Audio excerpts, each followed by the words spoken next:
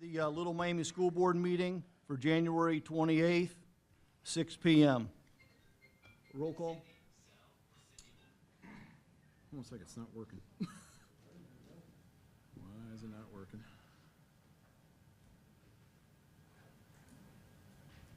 Bear with me one. Oh, there it goes. All right. Technology. Mrs. Horvath. Here. Mr. Siebert. Here. Mrs. Pollock. Here. Mr. Wallace. Here. Mr. Smith. Here. All right, this time stand for the Pledge of Allegiance.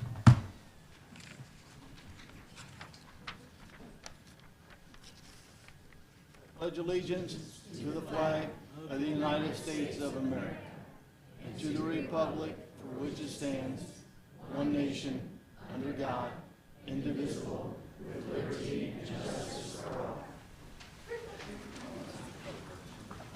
No. Is it working? How you want it? All right, each month, the Little Miami Board of Education takes time to celebrate outstanding individuals who make our district such a special place. These students, staff, and community members exemplify leadership, character, and Panther pride in all they do. Tonight, we're proud to recognize this month's honorees who truly show what it means to be a Panther. First, we'd like to start with our Panther Character Award with Mr. Siebert.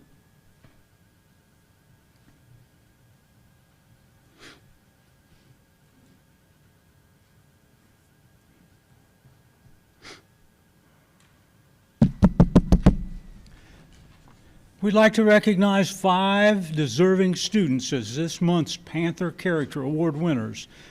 This honor is presented to one student from each of our schools. The students are recognized by their teachers and peers for their hard work and good character.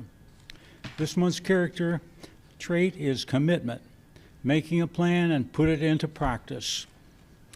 We would like to ask the following students to come here and line up in front of the board facing the audience. Carter Wolfram, Layla Corin,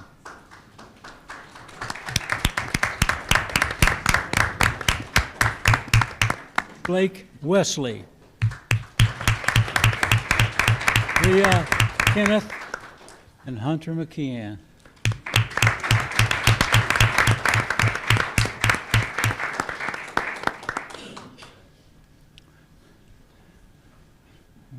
What a distinguished group. Carter Wolfram. Carter is a kindergarten rock star. He shows his commitment to improving literary skills every day. Carter has worked with his teachers, Mrs. King and Mrs. Brown, to master his letters, sounds, and he has started bending those sounds into words.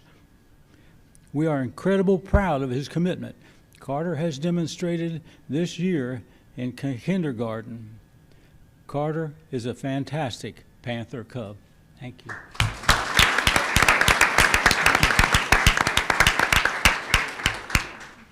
Leela Corin. Leela truly exemplifies the character and trait of commitment in our classroom. She consistently makes a plan for her learning and follows through, even when the work is challenging. Leela works extremely hard every day and never gives up, especially in the areas where she has to put in extra effort to succeed. She takes pride in her learning and always does her best to earn strong grades through the perseverance and focus. In addition, Leela sets a wonderful example for her classmates by staying on task, using her time wisely, and showing responsibility. Her dedication and attitude shows what it means to be a committed and learning student. Thank you.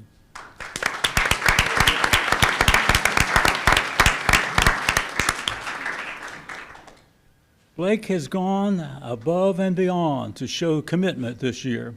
He works so hard in his class to always do his best and continually gives 110%.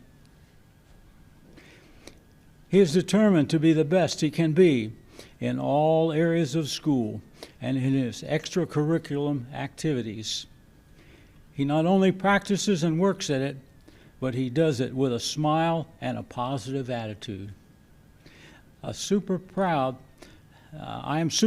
of Blake and all around the amazing kid that he is. Thank you.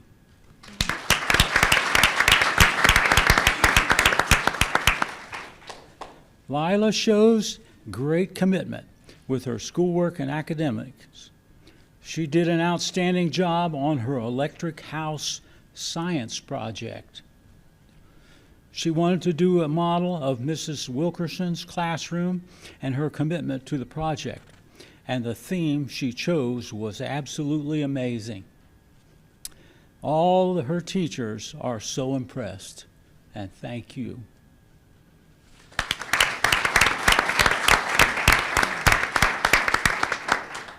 Hunter. Hunter is an incredible musician with big goals. Hunter has been working diligently and practicing and performing every chance he gets, and is getting ready to record some of his original music. He recently performed at our prep assembly and was exceptional. And I'm quite sure Greg Robinson is very proud of you. Congratulations.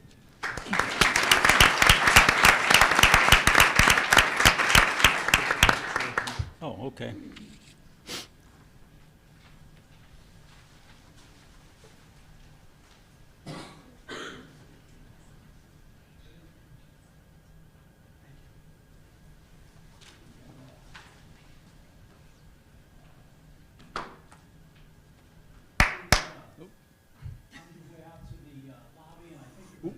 Hang on one moment. I think, yeah, we have another, we have the Panther Award. One more award, so they just need to take their seats for a second and. Is that for you? Yes. Okay. Yep. All right, congratulations, guys.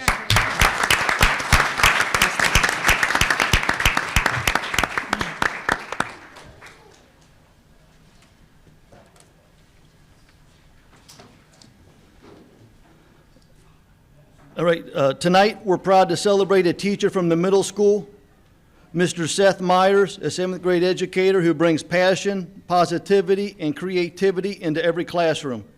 He goes above and beyond to make learning meaningful for students and creates an environment where they feel supported and motivated. Beyond the school day, Mr. Myers leads enrichment opportunities and is a valued member of our language arts team. His commitment to students and colleagues truly reflects the best of Little Miami. At this time, could Mr. Myers, language arts teacher, Mrs. Frankowski, and the middle school principal, Mrs. Parker, come up?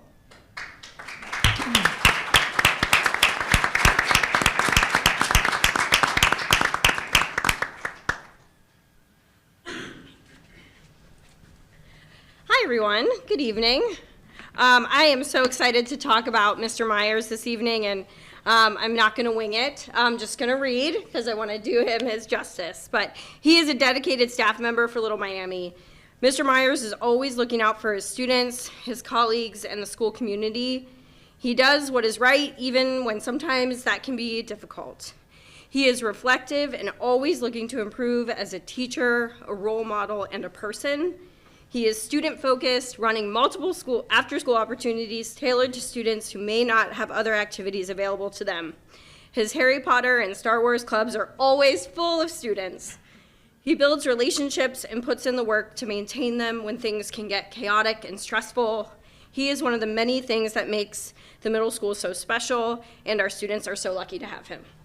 Thank you so much.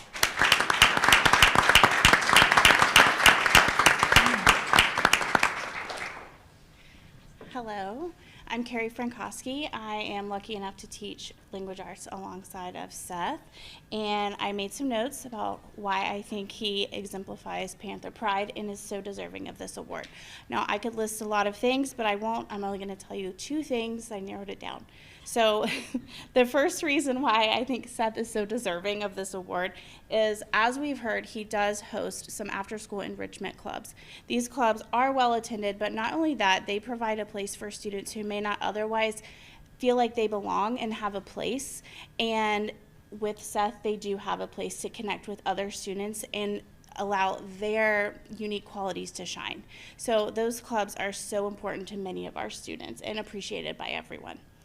The second thing that I wanted to mention about Seth is his spirit of gratitude that Seth embodies. It's truly inspiring. I have one example that stands out to me most, and that example is the day before we were coming back from Christmas break, the normal sentiments were going around like, do we really have to go back? How did our Christmas break fly by so quickly? Those were the sentiments, and I felt those as well. I opened my social media that morning, and I saw a post from Seth.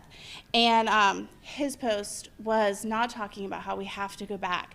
His post was saying how excited and thankful he was to get to go back, to get to come back to school to teach his students that he so genuinely cares about. And those are the sentiments that I strive for and that I really look up to. So that was so memorable to me, which is why it made the list for me to tell you about tonight. So for those reasons and a lot of others, I want to congratulate him and say that we're so lucky to have you at Little Miami Schools. Thank you. Can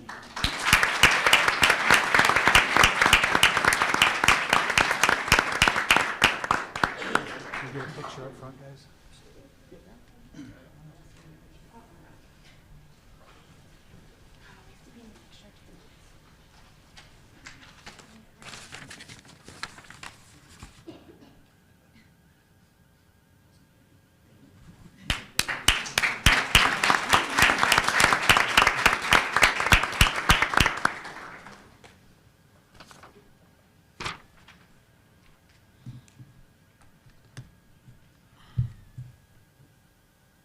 All right, we'd like to congratulate our Panther Character and Pride Award winners. We would like now for all our award winners to head to the lobby for pictures. Congratulations.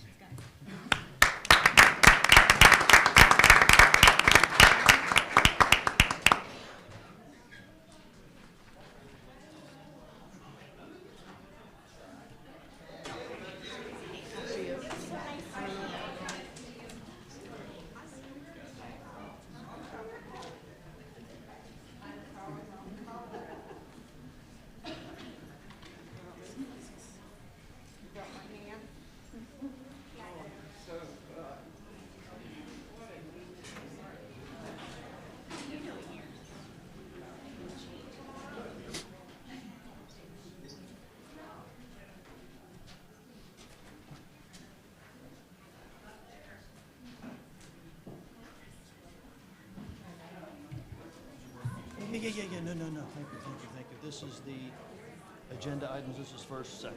Perfect. Thank you, yep, thank you.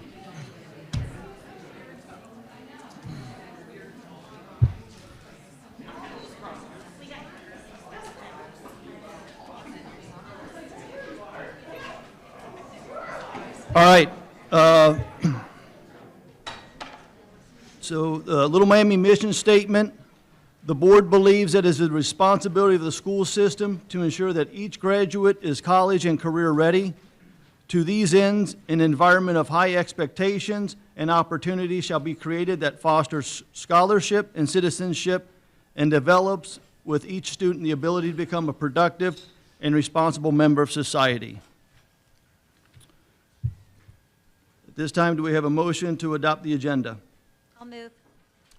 Second. Roll call.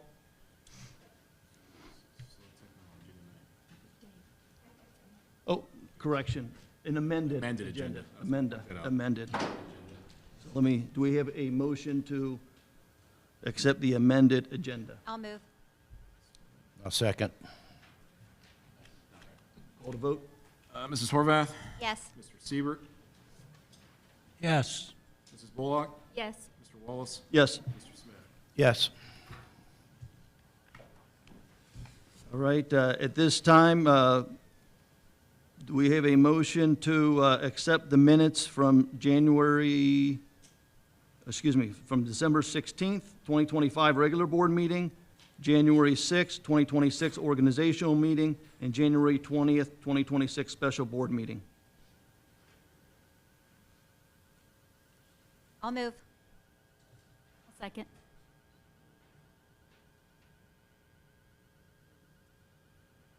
Roll call? Mr. Siebert, Yes. Mrs. Bullock, Yes. Mr. Wallace, Yes. Mr. Smith, Yes. Mrs. Horvath. Yes. All right, superintendent comments. Yes, I welcome Hamilton Township Administrator Jeff Wright, Hamilton Township Police Chief Scott Hughes, and Hamilton Township Assistant Police Chief Quillen Short to the podium.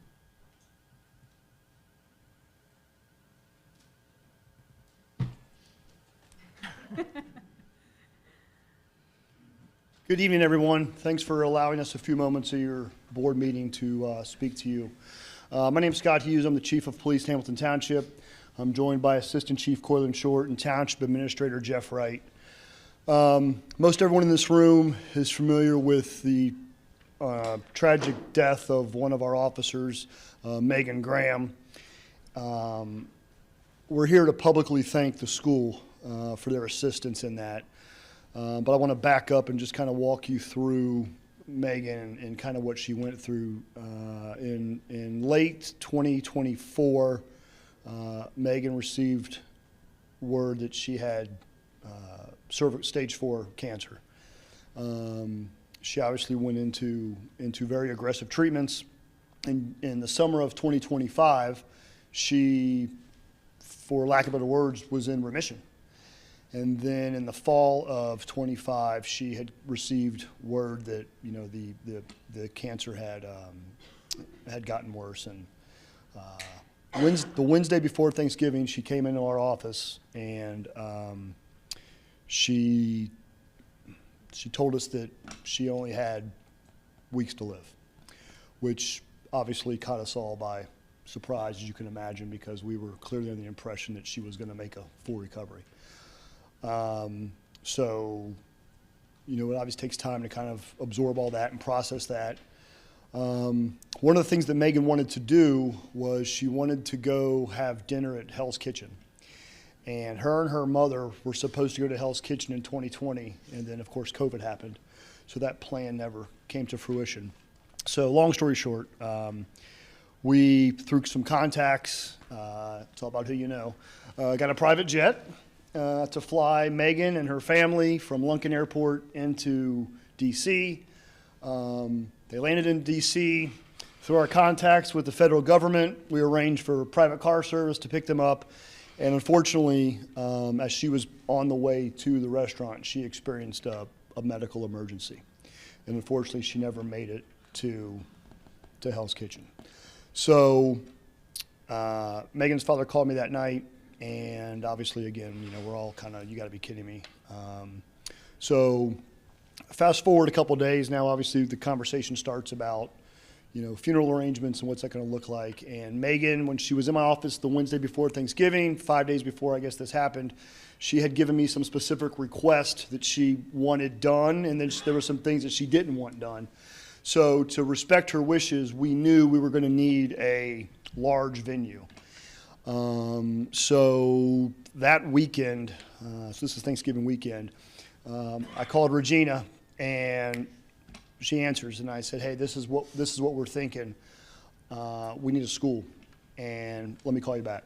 So an hour later, she does what she does and we get the high school reserved. So lots of conversations obviously occurred between that day and the day of the funeral. There were lots of planning, as you can imagine. There's just a lot of behind-the-scenes work that had to take place. Specifically, and I just want to call out a few individuals specifically. Obviously, Regina. I want to give credit to Joe Smith, Brad Underwood, Rob Mason. I don't have my glasses.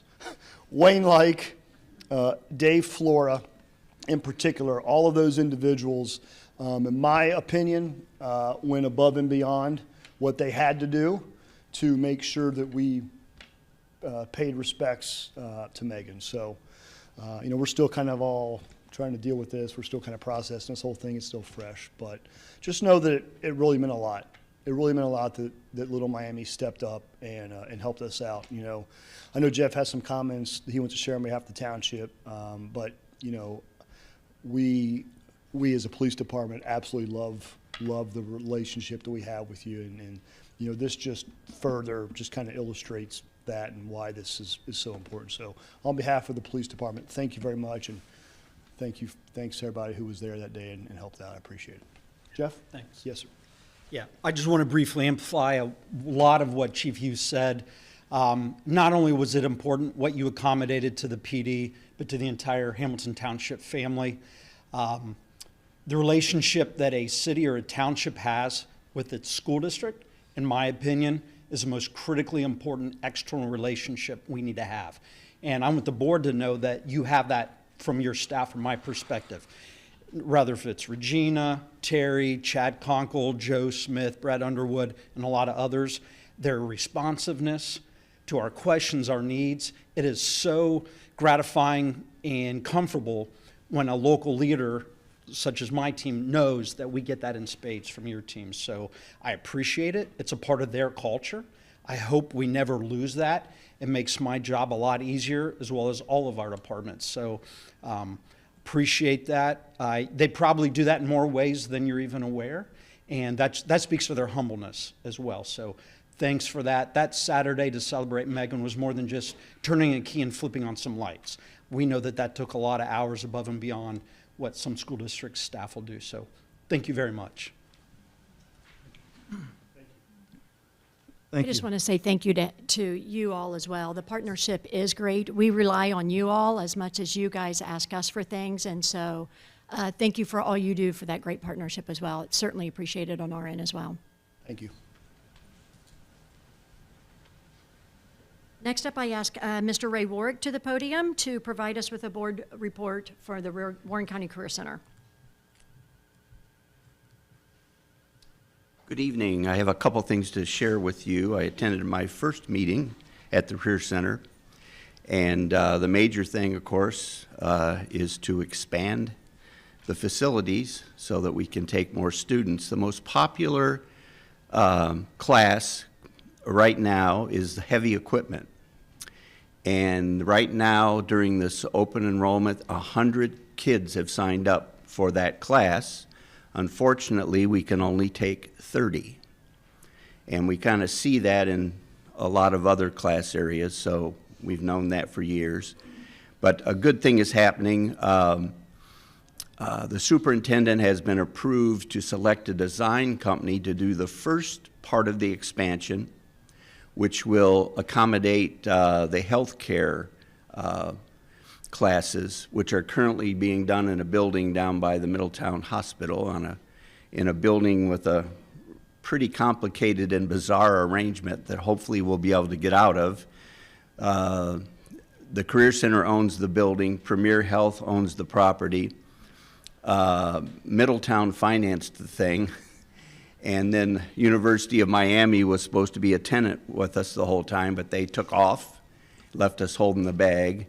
As a part of this whole thing to transition and expand on the main campus, the Career Center paid off the bonds, so we're in the building rent-free, and we're hopeful that Premier is going to want to buy the building.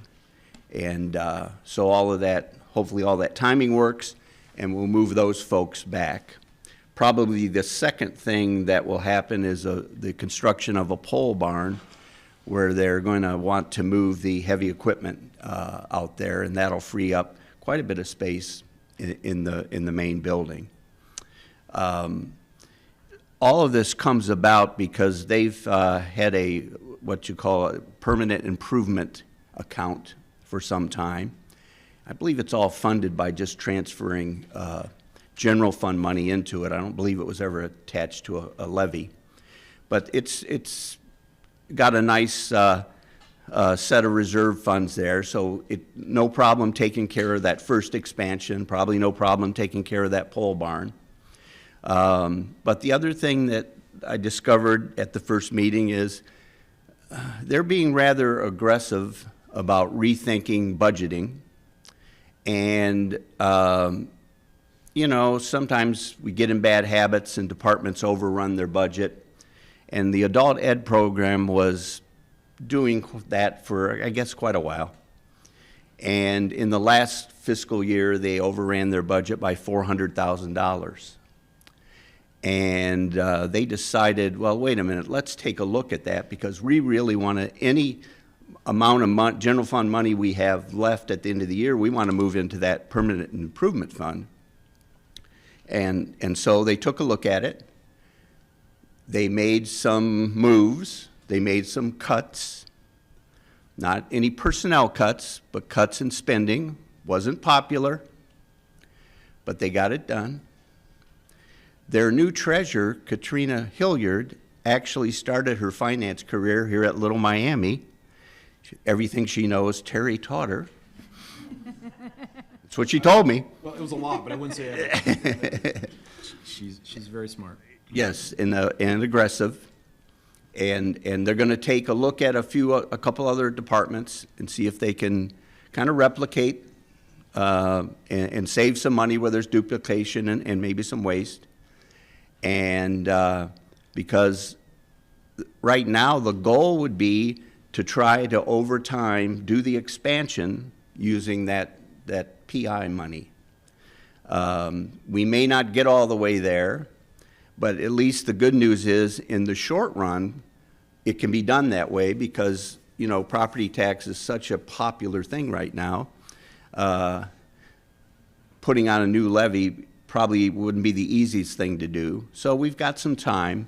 And the other thing I think this board should consider, another reason they want to be pretty aggressive about reviewing their budgeting, and really, I think they're kind of going in the direction of zero-based budgeting, my words, not theirs, because we don't really know what's going to happen with the property tax. I mean, they passed 4 or 5 things, Band-Aids on a terminally ill patient, in my opinion. And the momentum of that petition to get rid of property tax in Ohio is not over. They're still gathering signatures. And of course, that would throw the whole world upside down. So the other thing they talked about with this budgeting work was, we don't know what's going to happen. And so we may, you know, if we can have extra general fund money in an emergency, we might have to tap into that. So I appreciated the explanation that they gave at my first meeting about that, and hopefully it all works out. But the good news is they're moving ahead. I think probably Joel King, the superintendent, has probably selected a design firm for the first part of the expansion, because the board gave him permission after they narrowed it down to 3 companies. They took in specs from 7 companies.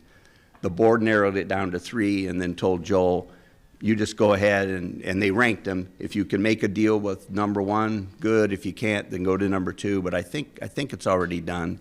So hopefully they can move ahead quickly. That's all I have. Thanks. Thank you. That is all I have. All right, this time,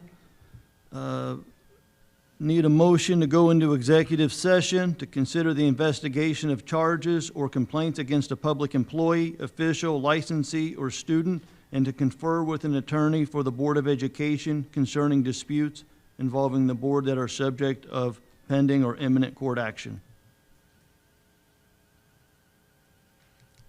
So moved. I'm sorry. Second. Vote, call to vote. I have a question. Oh, sorry, excuse me.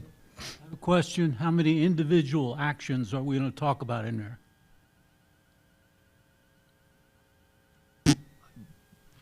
I would defer that. Omar, how many, we're just speaking about one? There's one for sure, and then there's a couple more that I was going to give a general update on. The reason it's written the way that it is so that Omar can give an update on other due process cases that we have. But there is one particular that we'll be working on specifically, but there's a 2-part to that executive session, so that can happen.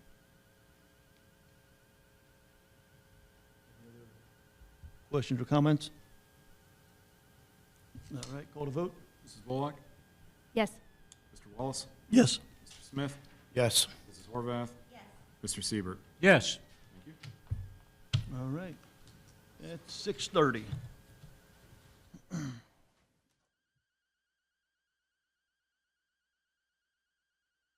Executive session at 6:55. Like to make a motion to amend the agenda under item, let me see here. Sorry. Under item G1, amend the agenda for the separation agreement and acceptance of resignation 26-004. I'll move. I'll second. Discussion?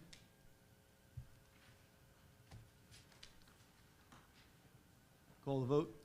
Mrs. Bullock? Yes. Mr. Smith? Yes. Mr. Wallace? Yes. Mrs. Horvath? Yes. Mr. Siebert? Yes.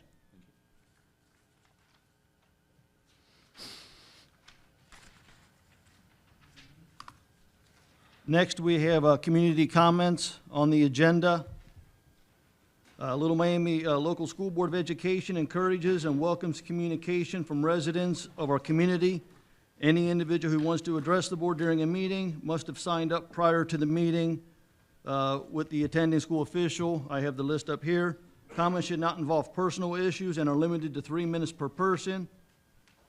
And speakers will be recognized by the board and must state his or her name and address.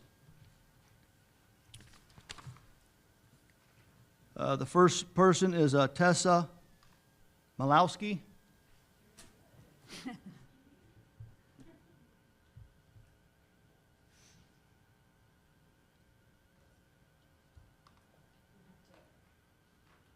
Tessa Malowski. I live in the district. I have 3 kids, 2 that receive IEP services and 1 that's in gifted services in the high school. I haven't public spoken a long time since my grandpa's funeral, and all of a sudden I prefer a room full of Secret Service agents than this, but I'll try my best. The needs of the students and staff should be first. Instead, sometimes they're brushed aside to usher in policies, which may not contain real data or evidence. Teachers and special education evaluators have to show at least 2 or 3 data points with ease at every meeting. Proposed wants have been shared with news stations, and news articles affirming agenda items are based on values and beliefs. Policy based on subjective morality could possibly contradict the rights affirmed in the First Amendment. Policy based on subjective morality also have no place in the public sector. Our growing population and overcrowded classrooms should take precedence over items such as monitoring classroom decor. These are distractions from real issues that ignore the needs of students and staff. Dismissing a long-standing lawyer, introducing a new lawyer with no time to vet, and introducing a contract to an out-of-state consulting firm could be considered non-typical actions. Mere minutes into being officially sworn into office, board members have enough evidence to support an out-of-town lawyer. Evidence was not presented to all the board members with at least 24-hour notice, but the board is expected to vote without review. Time and energy were spent finding an out-of-state consultant instead of focusing on core issues. A consultant firm that is unfamiliar with Ohio Revised Code and is not a CPA or a tax attorney. Teachers have upwards of 25 students in their homeroom, with new students still being added. Additionally, we have yet to offer full-time kindergarten or preschool. These are examples of pressing issues that require immediate attention. Instead, hiring a new lawyer and bringing out-of-state and experienced companies were made a priority. Issues such as underpaid subs and teachers, transportation needs, custodial needs, athletic department needs, cafeteria overcrowding in the high school, hazard pay for our staff members that do car duty twice a day, filtering, 75, 100 cars. All it takes is one accident and one parent not paying attention, and something we might be on the hook for a lot of money. We need to allocate more time to reaching out to our local townships and communities in preparation for the uptick in neighborhood growth and also the increased enrollment that will bring. And if that's happened, does the community know about it? What are we doing to prepare? Book fair vendors, classroom posters, and school walkthroughs have little to no effect on a student's daily or long-term success. A student with an empty stomach or an overcrowded, overworked, underpaid, and underappreciated teacher has more of a direct impact on a student's success. Thank you. Next up is Courtney McKeon.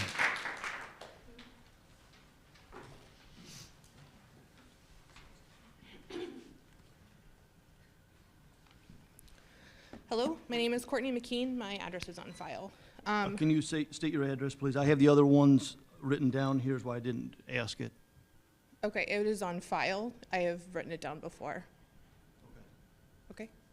All right. And can you state your address? Okay, it's 3190 Yellowtail Terrace. Everything I'm about to say is my personal opinion. Members of the board, your community needs, deserves, and expects accountability, trust, and transparency. Many of you ran for election on a platform of fiscal responsibility, and as elected officials, your community is counting on you to follow through on those promises. As a community, it was hard to watch in your first meeting as a new board, a nomination and immediate vote in the same meeting for a new legal service with little apparent opportunity for board deliberation. That is not how we expect the board to function. Your community expects collaboration, professionalism, and transparency. Given these expectations, I believe the community would expect that any new business or service presented for board vote should go through a competitive RFP process with multiple bids so that due diligence is done and the most financially responsible option is chosen for the best fit of the district as well. Each RFP should include details of the following, which we have not seen so far in the things that are happening. A complete itemized financial with detailed cost breakdowns, including ranges and guidelines for variable items, and contract language that states clearly any amount over the itemized requirement and requires an updated contract before additional services can be provided. Data security and integrity is also critical for our district, I believe, in making sure that things are considered that we have not seen regarding channels of secure transfer of data. Are we sending stuff via email, or are we doing SFTP, secure file transfer protocol for those who are not aware? Whether the service provider agreed to sign confidentiality agreements, and whether or not AI tools will be used, and if so, what safeguards exist if those are being used with our data. The district should be protecting the data of all of our financials as well as our students. Other considerations include research that the community deserves to see your due diligence on, include vetting vendor history and references from other districts, including outcomes and any concerns that come up from those districts, reviewing publicly available consumer and business records where relevant, considering vendor location, and prioritizing local or Ohio-based providers when possible to avoid unnecessary travel costs and ensure familiarity with Ohio law. Ensuring the provider has demonstrated background in education, law, and educational operations so that we do not get ourselves in trouble if someone's not familiar with education specifically. Ensuring that the mission and values of that provider also aligns with the mission and values of our district. I think that is very critical. We have a lot that we are prideful here as Panthers, that we want to make sure that we're protecting our district. If the board is serious about change and transparency and fiscal responsibility, your community needs you to show with your actions, louder than your words, that you are doing these due diligent things. Thank you. Thank you. Gina Baldwin.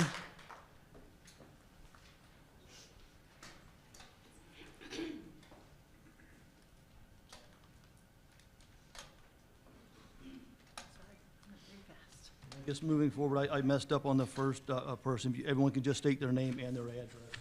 Okay. So we need to say their address again? If you could, yes. Okay.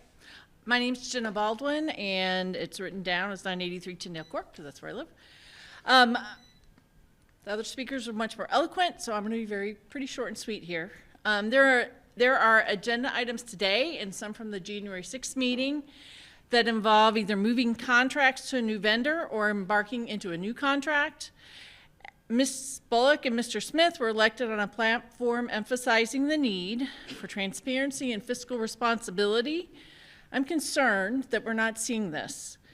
I'm concerned that the district is not seeking multiple bids and proposals for new or different service providers, such as the switch to Omar Tarazzi and the proposed use of Briscoe Consulting Group.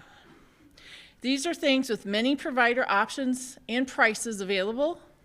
Unless there's an emergency, I see no reason why time for due diligence is not being taken.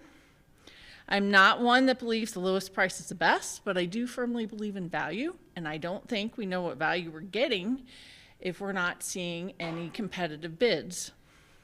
Hearing proposals from multiple firms allows for a much better evaluation of that value.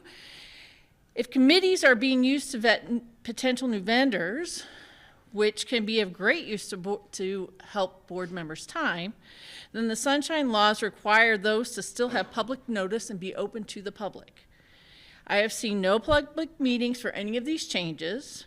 This either reaffirms that due diligence is not being taken, or it raises the additional concern that either the board or certain board members are refusing to be transparent and thus would be violating the law. Thank you. Vicki Greger. Vicki Greger.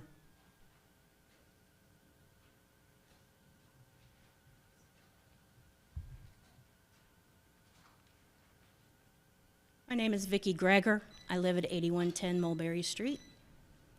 I just have a couple questions that hopefully will be addressed this evening later on the agenda. But my major question is, why do we need another financial audit?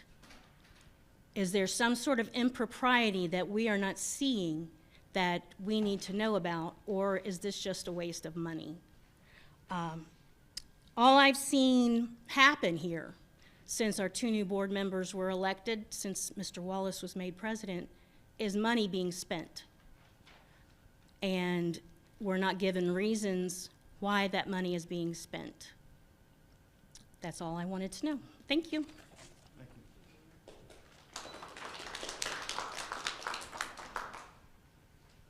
I'm having trouble. Jackson Sekela. Thank you.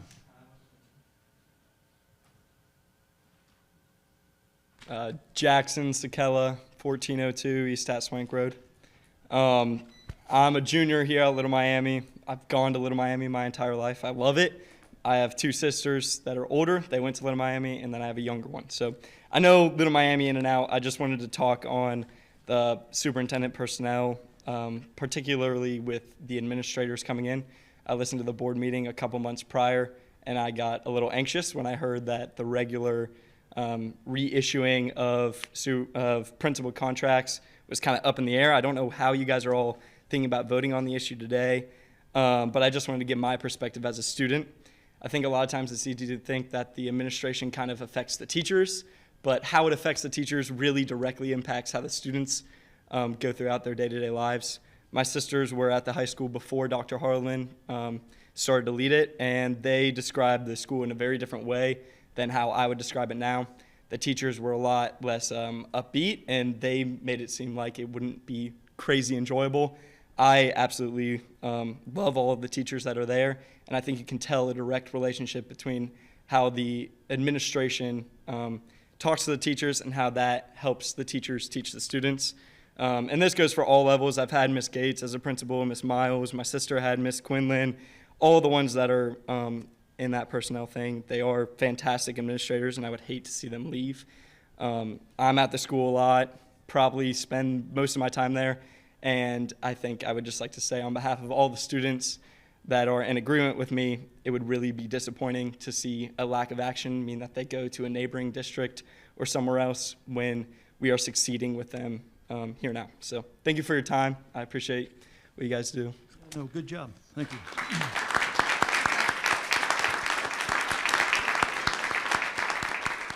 Lynn Ratliff. Can I just say that was impressive? That was impressive. I agree. You get A, straight A's for quarter 3. Good evening, members of the board. I want to be very clear from the start. I support an operational efficiency audit. Our district should always be looking for ways to improve and use tax dollars wisely. What concerns me is not the idea of the audit, but the process being used to select the people who would conduct it. Recently, we engaged a law director who does not have formal experience in educational law.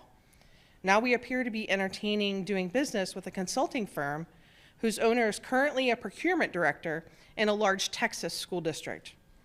While he has experience in contract and budget management, he does not have formal accounting credentials, nor a proven track record working with districts of our size and structure in Ohio.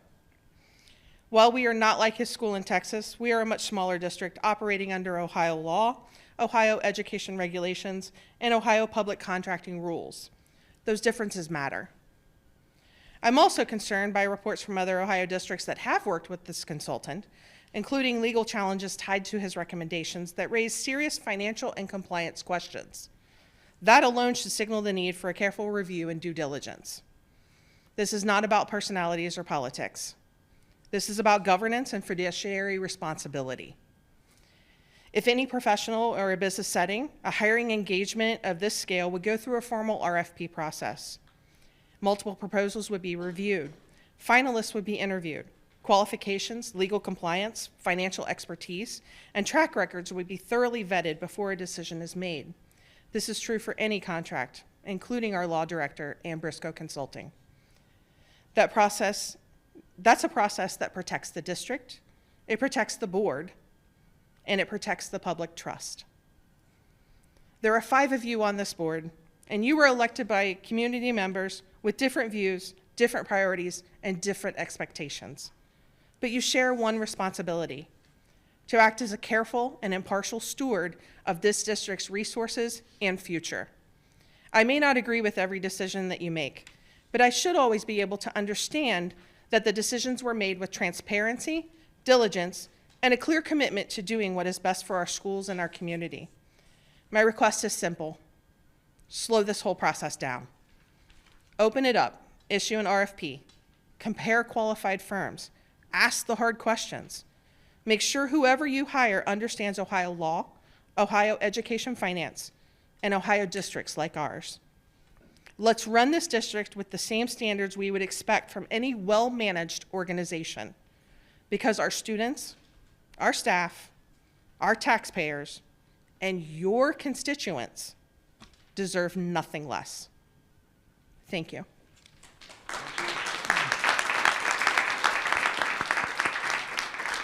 Libby Shelton.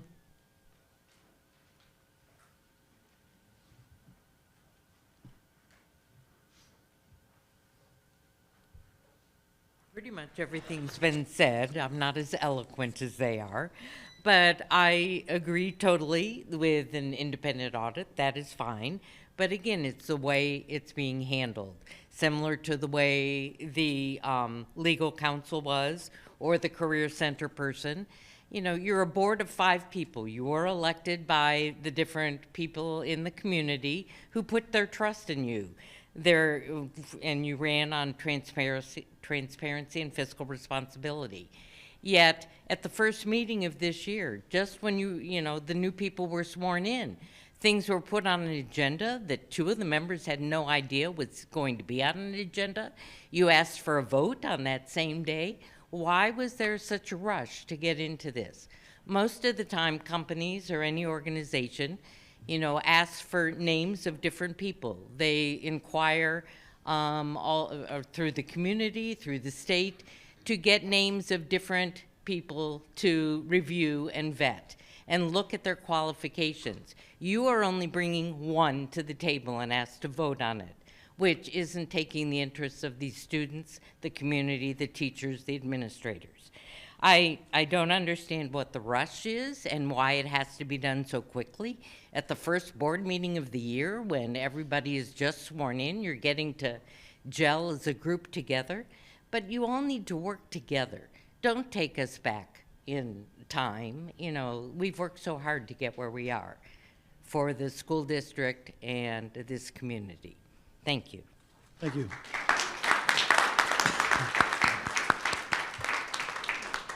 Julia Perelman. I'm probably going to be a little bit of a broken record too, but I think it's important for you guys to hear from as many people as you can. Julie Perlman, 5730 Chancellor in Hamilton Township. I'm the mother of 3 successful Little Miami graduates. I've lived in the community for over 20 years now. At the first meeting of this year, board members David Wallace, Mandy Bullock, and Dan Smith voted to make a change in legal counsel to the district. They fired a firm that specializes in Ohio school law with literally decades of experience, and they hired Omar Tarazi. Mr. Tarazi operates a solo general law practice in Hilliard, Ohio. Although his politics do seem to align with the board members who voted to hire him, he doesn't have little to no experience in education law. There was very little constructive discussion by the board, and it certainly seemed as though a decision had already been made outside of that public meeting. Tonight, the board seems to be teeing up a similar mistake, in my opinion. Agenda item 2 under board action, which others have been talking about, is the consideration of a proposal from Briscoe Consulting Group for the, in their words, a comprehensive analysis of operational revenues and fiscal management mechanisms, which is a fancy way of saying they're going to tell you all if you're spending your money responsibly. If the board was acting with transparency and fiscal responsibility, they would be considering multiple proposals, not just this one. Without more than one proposal, what criteria are you using to make your decision, and how can you possibly know if Briscoe's fees are even reasonable? According to the proposal that was included with our agenda, their base fees are nearly $10,000, and the contract would also require the district to pay for things like transportation, lodging, and other expenses that will undoubtedly be significant because the firm is located in Texas. Properly vetting any contractor to work for the school district should include things like checking credentials and experience, reviewing any reports available on past performance, and identifying any potential legal issues, lawsuits, or negative media coverage. The website for Briscoe Consulting offers some bold claims about Mr. Briscoe's experience, but there is literally nothing there to support those claims. There's no information about other clients. There are no reviews of their services. Like Omar Tarazi, Mr. Briscoe appears to be a one-man show. His only experience comes from working as a purchasing agent for a single school district in Texas. He's not a CPA, he does not have an accounting degree, and appears to have no credentials or formal training in school finance or operations. Social media is literally loaded with negative information about Briscoe's work with Riverside Local Schools and Xenia Community Schools, both here in Ohio. I want to be really clear, like some of the previous speakers were. I have no problem with you all wanting to have a third-party analysis of how the money is being spent and everything done. I know that your job, a large part of your job, is oversight, so that's perfectly reasonable. But the way you're going about it is not. In my opinion, accepting this proposal is not a good decision. And if you do decide to continue with a vote tonight, I certainly hope that we're going to hear what your justification is for hiring this particular consulting group. Thanks, I just wanted to finish my sentence. All right, next item on the agenda is the treasurer's report. All right, under item E, number 1, I asked for the board's approval of the following contracts as listed.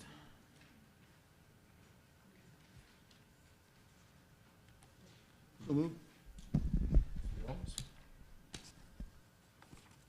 I'll second. I'm just waiting. I'll go through these briefly for you. I don't read them all for you, but the first one's with Emergis. Typically, this is LPN services. These are as needed. We're not, using them at the moment, but we will be needing them in the future. It's for special education services. The second one is Warren County Educational Service Center. This is also special education. This is $34,030. We actually get reimbursed by the district of residency on this one, so it'll be a net zero for us. The next contract is with Gifted Healthcare. This is also special education services. We have another Emergis. This is actually for an intervention specialist, not an LPN. Once again, special education services. The next one is Lebanon Citizens National Bank, and it says varies because those are actually fees, and this is our depository agreement. By law, every 4 years, you have to pick a bank where you can do your main banking and so on, and it's all by code, by Ohio Revised Code. Lebanon Citizens is our local bank, obviously. They're very good to work with, very good to us with their fees and what they pay us in interest and so on. Would love to maintain that relationship with them there. The next one is Homemakers Farms, and this is actually revenue coming in. This is for the rental of the land. We have the roughly 40 acres on the corner of Ford and Zor. The next contract is In Compliance Consulting. This is for investigative services. This is essentially, it's not legal service, but I think it's performed by attorneys, to be honest with you. And then we have Neola. Neola, this is for update support policies and guidelines. Of course, we changed all our policies to Neola from OSBA, and this is what they call their, what's it called, Mrs. Morgan? I can't think of what it's called. Is it Select? Thank you, Select Service. Once again, it's as needed. I actually contacted them, wanted to know roundabout what is an average that deals you spend a year for Select Services. Most districts, it's not more than $500. So not very much at all. And then the last contract is Reminger, and this is also for legal services. Questions or comments? Call to vote? Mrs. Horvath? Yes. Mr. Siebert? Present.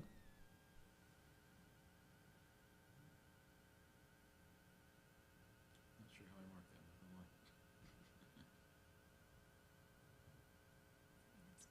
Abstain. Mrs. Bullock? Yes. Mr. Wallace? Yes. Mr. Smith? Yes. Thank you. Next, under item 2, I have several donations from the Little Miami Athletic Boosters, asking for your approval.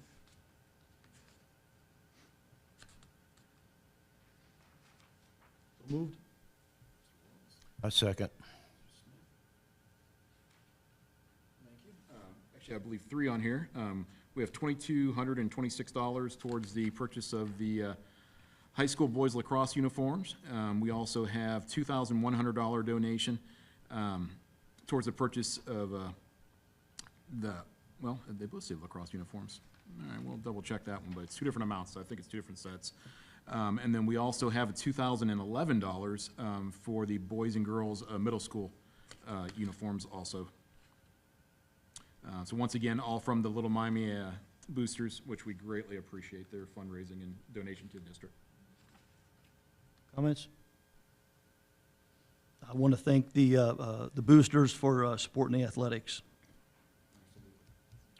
No other questions? Call to vote? Mr. Siebert? Yes. Mrs. Bullock? Yes. Mr. Wallace? Yes. Mr. Smith? Yes. Mrs. Horvath? Yes. Thank you, and that's all I have. Thank you. All right, next item is the superintendent's reports and recommendations. Yes, I ask for the board's approval of all items under personnel. So moved. I'll second. Questions, comments? Call to vote? Mrs. Bullock? Yes. Mr. Wallace? Yes. Mr. Smith? Yes. Mrs. Horvath? Yes. Mr. Siebert? Yes.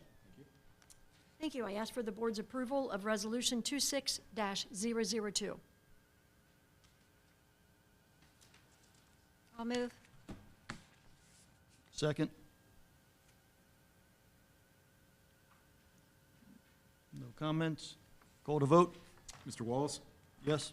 Mr. Smith? Yes. Mrs. Horvath? Yes. Mr. Siebert? Yes. Mrs. Bullock? Yes. Thank you. I ask for the board's approval of Resolution 26-003. So moved? I'll second. Comments? Call to vote? Mr. Smith? Yes. Mrs. Horvath? Yes. Mr. Siebert? Yes. Mrs. Bullock? Yes. Mr. Wallace? Yes. Thank you. I ask for the board's approval of the track and field field trip as attached. So moved? I'll second.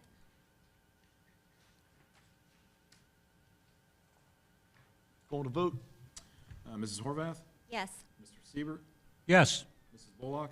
Yes. Mr. Wallace? Yes. Mr. Smith? Yes. That is all I have. Thank you. Thank you. Next item, under board action, separation agreement and acceptance of resignation 26-004.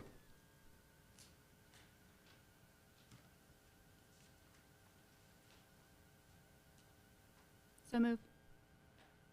Second. All right. This resolution, I will read it. Whereas the Board of Education for the Little Miami School District is authorized to employ personnel and enter into agreement necessary for the operation of the district. And whereas the board has presented with a proposed separation agreement and general release between the district and Tim Hooker, and desires to approve the agreement in order to achieve a prompt global resolution and finality of all matters between the district and employee. And whereas employee has submitted a written resignation for all district employment effective January 28th, 2026. Now therefore it be resolved by the Board of Education of the Little Miami School District, Warren County, Ohio, that the board hereby approves the separation agreement and general release between district and Tim Hooker as presented to the board. The board president and treasurer are hereby authorized and directed to execute the separation agreement and general release on behalf of the district and to take any steps reasonably necessary to carry out the terms of the agreement, including processing the settlement payment in accordance with the agreement.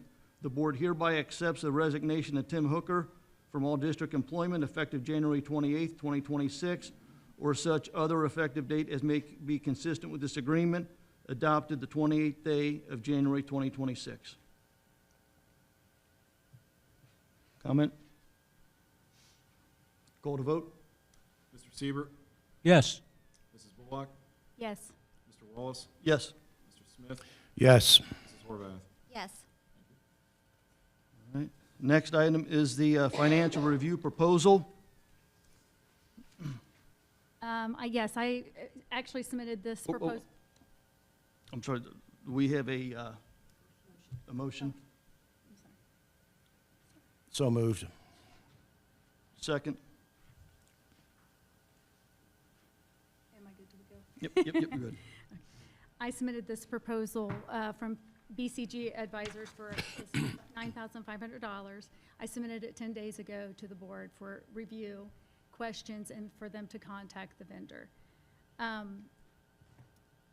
I would like to explain a little bit of basics, the difference between a state audit and an independent financial review. A state audit shows that you follow the rules, it confirms compliance, and it's state mandated. And Terry does a great job. He's in no fear of anything happening to him. We need him to continue to do what he's doing. But an independent financial review gives insight into how our resources are being used and if those resources are truly working for our students. It helps with how to budget by identifying areas where we could reallocate funds to programs that directly impact our students. It shows transparency and strengthens public trust by demonstrating we are being good stewards of our tax dollars. The goal with doing the independent financial review is to reaffirm our commitment to placing students first and optimizing resource allocation and building trust with our community. I would like to thank the board for their consideration of the proposal. I am wondering why we're going with someone in Texas. Are there not local options? When I was campaigning, I actually went to some of my training and I actually heard Mr. Briscoe speak on this. So I actually did a one-on-one with him, asking him about it. I liked what he had to say. I have an accounting background, so we had a lot to talk about. So I felt comfortable with getting a proposal. So that's why I'm submitting it to you. Now, anyone on the board can submit any other proposal from any other vendor. They're more than welcome. This is someone that I'm proposing to put on. So if I do like the idea of what they're looking into. I mean, especially if it's for the betterment of the students. But I do think it would be worthwhile to look at other possibilities, especially if we don't have to fly them in. And did you happen to contact him and speak to him?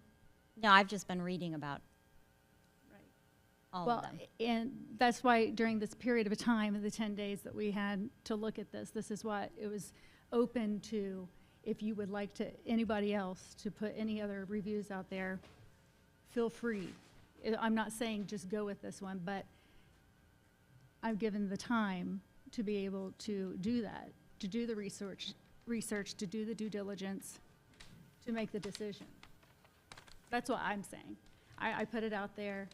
I did mine. I did it through my campaign. Excuse me, can you turn that off, please? I did that through the, my campaign. I ran on this. It's a campaign promise, basically, that I was going to do this, and that's why I have to, I'm putting it up. I did my research. So I feel comfortable with them. But again, that's why I gave a decent amount of time, at least to ask questions prior or into asking, you know, any of you guys, if you guys wanted to submit your own proposal or get your own financial review. Well, I mean, this was your idea to pursue even doing this at all. It's not something we've done or proposed doing. Right. And I just am saying I think it would be nice to have more than one for you to have us look at if you're wanting us to go down this path at all. I did my research and looking at, that's why I said I'm presenting the one that I would like to go with. If there is someone else that you would like to look at, I'm more than happy to look at that. But I'm happy with my decision here. I did the research. Any other comments? Yes, I have some comments on this. With a contract this size, it's very, very common to do some of the things that have just been suggested here at our microphone by our audience. To let these things go out as competitive bids. And I don't see that happening here. This contract from someone in Texas, without any other vetting, I can't tell you anything about them. Have they come up here and presented themselves? What insurance do they have? What guarantee do we have they can even perform the job that they're being hired to do? Do they carry their own insurance? I've seen none of this, but I've seen a whole lot of negative things about them. So actually, it was my intention. It was my intention to object to even the proposal of this Roscoe group because they have no credentials. But I just thought I would wait and listen to what's said here. Let the community speak, and I will say that this group will not get my vote for anything. All right, any other comments? All right, call to vote? Mrs. Bullock? Yes. Mr. Wallace? Yes. Mr. Smith? Yes. Mrs. Horvath? Oh. No? Nothing to say. Mr. Stop. Siebert? No. Thank you. 3-2. Remind everyone that we need to keep the comments to ourselves during the meeting. You have every right for public comments.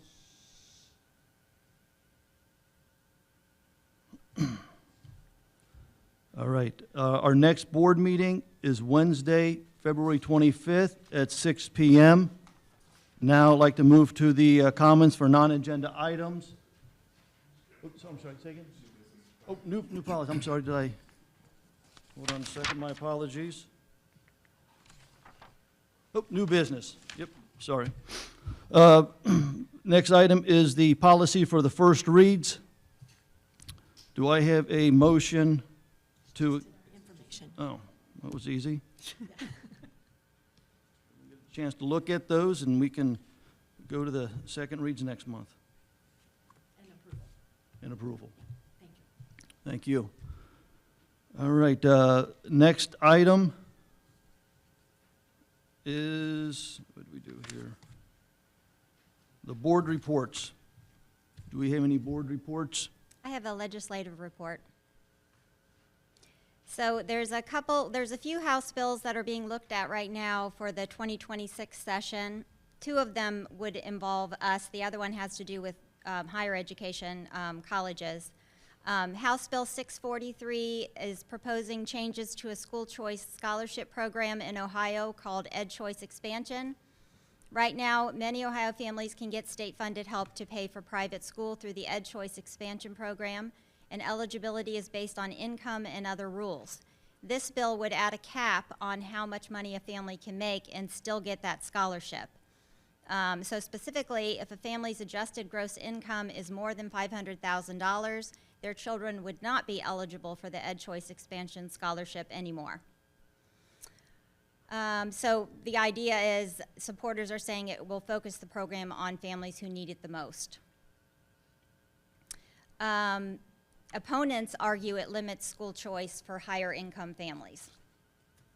All right, and then the other bill that would be relevant to our grades is House Bill 634. And this bill deals with who gets to play sports after transferring to a new school. Currently, if a student transfers from one school to another, like mid-year or between districts, athletic governing bodies like high school sports leagues can sometimes make them sit out a season before they're allowed to play.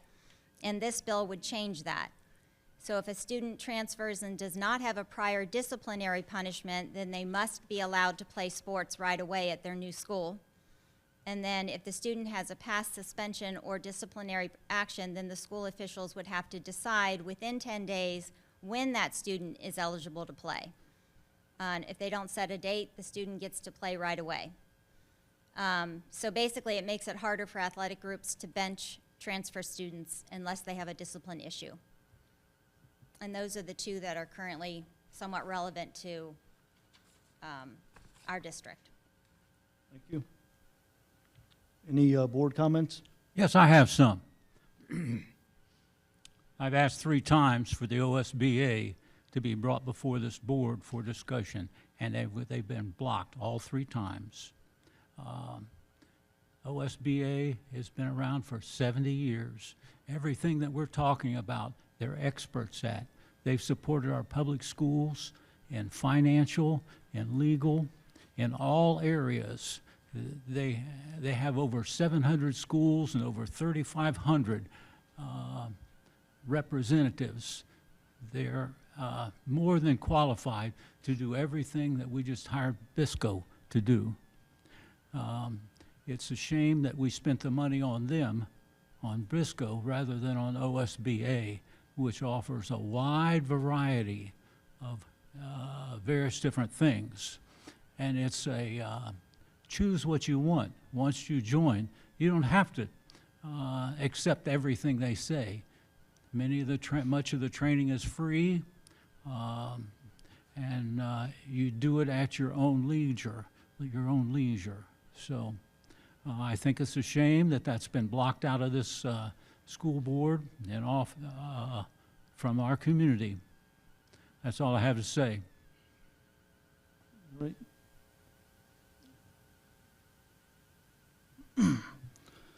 All right, I think there's been some discussion about the flags and display policy.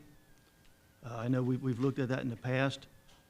In speaking with our legal, I believe they're putting together a policy right now. Well, I shouldn't say a policy, it's more of a guideline, thank you, on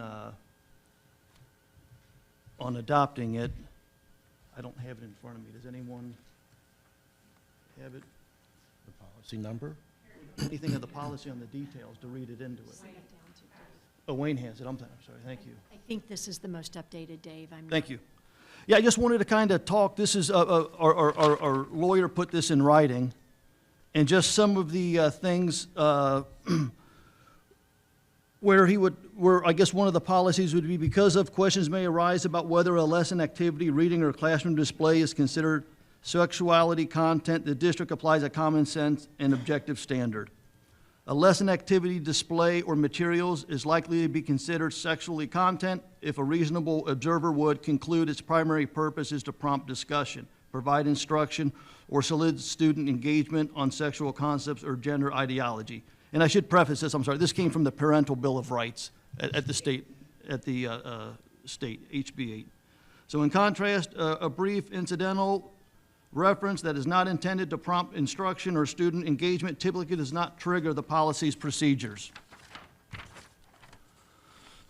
Importantly, the test is not whether someone agrees or disagrees with the message of a poster, flag, or book. The question is whether the display or material meets the district's definition of sexuality content, and if so, whether the required procedures under policy 5780.01 have been followed, including parent notice and opt-out rights when applicable.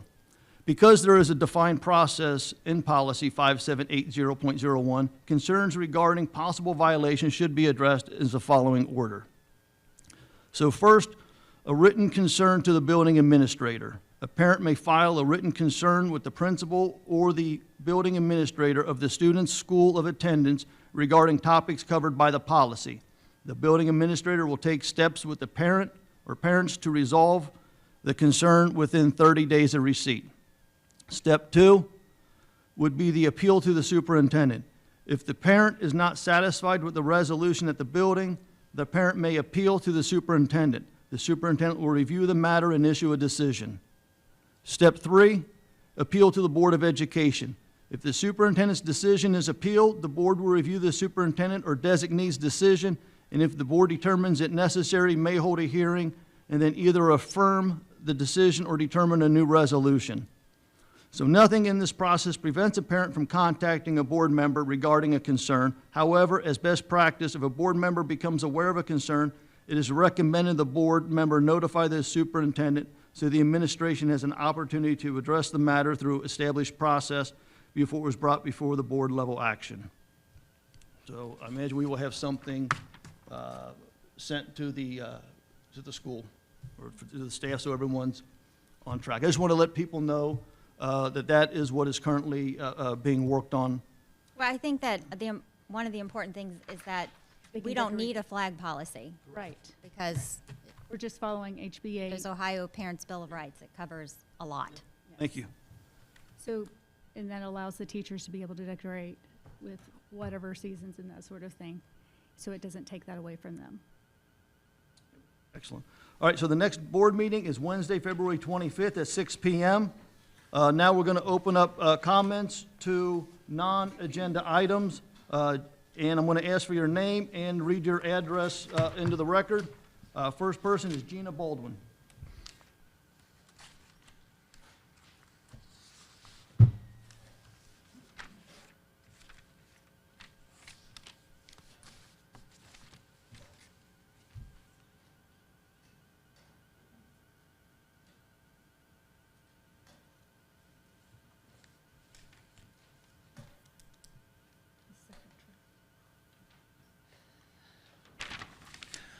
I'm Jenna Baldwin, 983 Tyndale Court. The actions of the Board of Education greatly impact the teachers and administrators that we attract and we retain. This in turn affects the health of our schools, which in turn affects the health of our community. I have several concerns for the future of our school district and the actions of this board. I'm extremely concerned that after hearing all the comments you heard today, that you chose to not take any of the advice people gave you, which was to send things out for bid. Firstly, we talked about the transparent fiscal responsibility. Ms. Bullock and Mr. Smith, you ran on that as a platform. However, I'm not seeing that. If you believe that, you would adamantly oppose moving on issues without proper notification, sufficient public discussion, as required by the Sunshine Laws, multiple bids and proposals for fiscal expenditures. During the January 6th board meeting, 2 agenda items were added in what felt like a very underhanded way. There was no valid reason that the motions to remove Bobby Grice from Warren County Career Center nor replace the district legal counsel were not presented on the agenda ahead of the meeting. There was no emergency or misconduct that was prompting it, so there was no need to move in haste and secrecy. Certainly, there was no valid reason to make these changes without hearing from those affected before the change was made. With respect specifically to the law director appointment, I'm shocked. I truly am shocked by the lack of fiscal and practical responsibility taken. Simply wanting a change is no reason to proceed without competitive bids, competitive proposals, with a last-minute ad that also indicated no reference checks or background checks. Most appallingly, there was no true discussion on the candidate being considered. There was no discussion about his qualifications or his reasons. The gentleman who was appointed for Warren County Career Center came here, he talked, he did a wonderful job. Even though I didn't like that it was last minute, I felt very confident about him, not about the lawyer. Big Walnut School Board took competitive bids and chose not to take him, partly because of his exorbitant bills, over $20,000 a month charged to another district, and partly based on him having time for limited consultation services because of his many other time commitments. I'm concerned about what kind of contract you've committed to, what due diligence you've done to ensure, and what references you have. In my opinion, we can and should expect more from our school board members. The school board bylaws indicate that members should devote sufficient time, thought, and study to proposed actions. They should listen carefully and with courtesy when others have the floor. Furthermore, bylaws specify that board members should vote based on facts and independent judgment and refrain from surrendering judgment to particular individuals or groups. Unfortunately, these expectations were not met during the January 6th meeting. I didn't feel that they were met in all areas here either, and I pray and hope that in future meetings will be different. It is crucial for the the future of our district, that personal and political priorities do not trump our district health. Thank you. Courtney McKeon.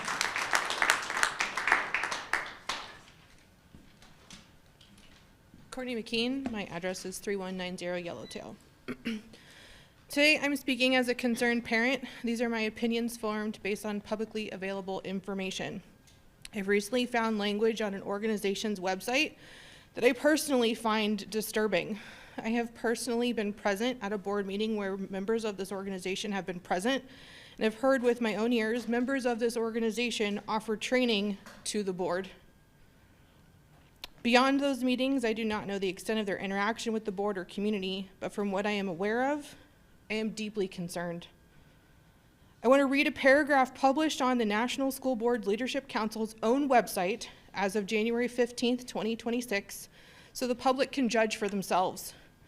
The section of their vision page is titled Learning Disabled, Mentally Handicapped, and Special Needs. The text reads, students who are learning challenged can consume a lot of a teacher's time and resources. This means less time for students that are not learning challenged. This is their words, this fact provides less than ideal outcomes for both the learning challenged and those who are not learning challenged. By providing specialty teachers and exclusive classes and schools for learning challenged, we open up a path to success for both groups. This is language posted directly on this organization's website. In my view, this language treats children with disabilities as a burden and advocates separation of children into separate classrooms and even separate buildings. These ideas, if ever adopted as district policy, could conflict with students' rights under IDEA and FAPE and undermine inclusion in this district. Reading this as a parent, in my opinion, in an organization like this, any organization that promotes these ideas, sorry, I'm very upset. I believe that it promotes a discriminatory mindset towards students with disabilities and special needs. And as a parent, I would not want any organization expressing these ideas to have an opportunity to influence our district. I am asking that the board publicly clarify whether, to the board's knowledge, if it has ever in the past, present, had any communications, training, partnership, or support from NSBLC or any of its affiliated entities or consultants representing them or any entities endorsed by them. Additionally, I urge the board to publicly reject these ideas to reaffirm that the board has the best interests of all of our students in mind. And I ask that the board publicly commit that the district will not associate with organizations or businesses that promote the isolation of students with disabilities or learning challenges. All of our students add brightness to our school and deserve to be included without concerns of outside influence such as these that could suppress their rights. Thank you. Laura Fisher. I pass. All right. Julie Perelman. All right. All right. Tomorrow we're on a 90-minute delay? 90-minute delay. As of now. Booing right now. As of now, so. So anyway, that being said, we'll go ahead and make a motion to dismiss. I'll move. Second. Mrs. Horvath? Yes. Mr. Siebert? Yes. Mrs. Bullock? Yes. Mr. Wallace? Yes. Mr. Smith? Yes. Hey, Terry, do you keep these for record? Yes, I do. All right. Do I need to sign anything for the last time? No,